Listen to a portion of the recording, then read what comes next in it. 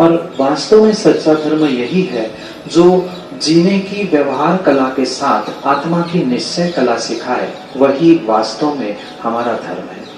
इसलिए ये जो बहुत सारे जीवों की भ्रांति है कि हम धर्म करें कि पढ़ाई करें, पढ़ाई करें कि धर्म करें, वास्तव में वह धर्म वही है जो लौकिक पढ़ाई के साथ बैलेंस बनाते हुए ही हमें धर्म करने की, धर्म में जीने की कला सिखाता है।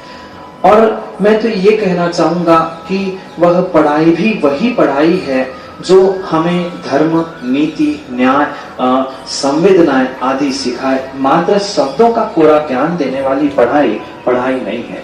जो मात्र शब्दों का ज्ञान देते हुए हमारी कषायों की बढ़ाई कर रही है, वह पढ़ाई नहीं है, अपितु कषायों को कम करते हुए वास्तविकता का बोध कराने वाली जो पढ़ाई है, वो ही पढ़ाई होनी चाहिए थी। पर फिर भी वर्तमान के परिप्रेक्ष्य में पढ़ाई और धर्म में जो बहुत सारा गैप दिख रहा है, उसका कारण यही है कि व्यक्ति ने वास्तविकता में न धर्म समझा है, न धर्म की क्रियाओं को समझा।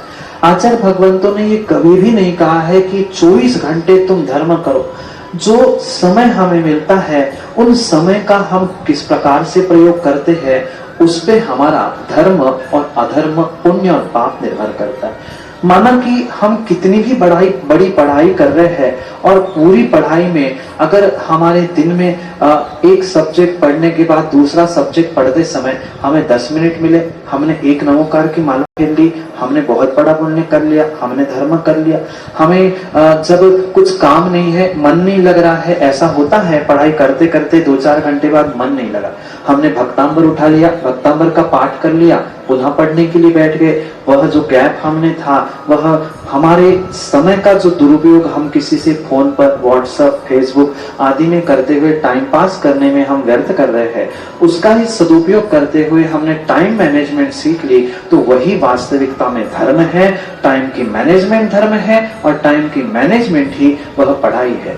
भले ही लौकिक टाइम का मैनेजमेंट पढ़ाई सिखाती है, पर समय का नियोजन यानी आत्मा का, आगम का और समय का नियोजन ही वह धर्म है। इसलिए जो धर्म करता है उसे जरूरी नहीं है कि मंदिर में ही देवशास्त्र के पास ही पहुंचकर धर्म करे, वह घर में बैठे बैठे भी धर्म को प्राप्त कर सकता है। कषायों की मंदता धर्म है, हिंसा नहीं करना धर्म है, 12 भावनाओं का चिंतन करना भी धर्म कहा है, दूसरे जीवों पर दया करना ये भी धर्म कहा है, कषायों को प्राप्त नहीं होना ये भी धर्म है। हम इस प्रकार से भी घर में बैठे बैठे पढ़ाई करते करते धर्म को प्राप्त कर सकते।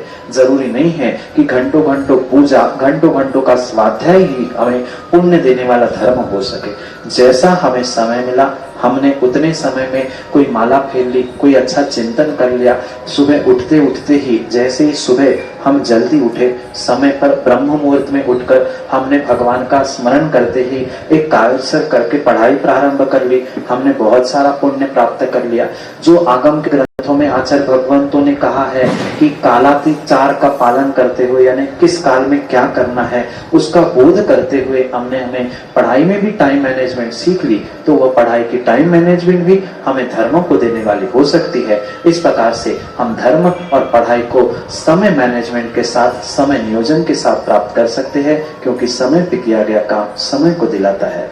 जय जन बंधु, आप हम सभी लाभ ले रहे हैं। प्रतिदिन